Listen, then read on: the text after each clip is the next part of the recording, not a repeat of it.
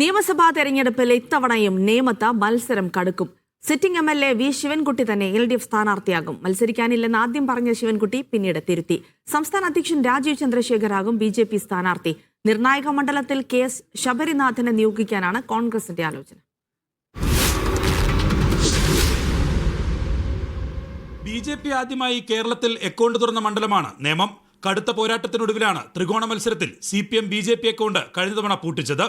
നേമത്തെ account വീണ്ടും തുറക്കാനുള്ള ദൗത്യം ഇത്തവണ സ്വയം ഏറ്റെടുത്തത് സംസ്ഥാന അധ്യക്ഷൻ രാജീവ് ചന്ദ്രശേഖർ. മണ്ഡലം നിലനിർത്താൻ സിറ്റിംഗ് MLA വി ശിവൻകുട്ടിക്കപ്പുറം CPMന് മറ്റൊരു പേരില്ല. നേമത്തേക്ക് ഇനിയൊരു അംഗത്തിനില്ല എന്നായിരുന്നു മീഡിയ 1 വാർത്തയ്ക്ക് പിന്നാലെ വി ശിവൻകുട്ടിയുടെ ആദ്യ പ്രതികരണം. നേമത്തേക്ക് ഞാൻ 2 പ്രാവശ്യം ജയിച്ചു, 1 പ്രാവശ്യം പരാജയപ്പെട്ടു, പിന്നെ 3 പ്രാവശ്യമായി. എന്നാൽ പ്രസ്താവന ആശയക്കുഴപ്പമുണ്ടാക്കുമെന്ന് തിരിച്ചറിഞ്ഞതോടെ നിലപാട് ശിവൻകുട്ടി മാറ്റി. ഞാൻ അങ്ങനെയല്ല പറഞ്ഞതായിട്ട് ഞാൻ ഓർക്കുന്നത്. നിയമത്തിൽ ഞാൻ ഇല്ലെന്നോ ഉണ്ടെന്നോ സ്വന്തമായി പ്രഖ്യാപിക്കാനുള്ള അവകാശം സംഘടനാപരമായും പാർട്ടിപരമായും എനിക്കില്ല.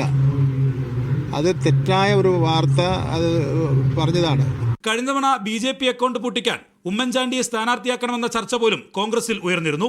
ഒടുക്കം സ്ഥാനാർത്ഥിത്വം ഏറ്റെടുത്തത് K മുരളീധരന്റെ ശക്തമായ സാന്നിധ്യം BJP അക്കൗണ്ട് പൂട്ടിക്കാൻ CPMന് സഹായകമായി.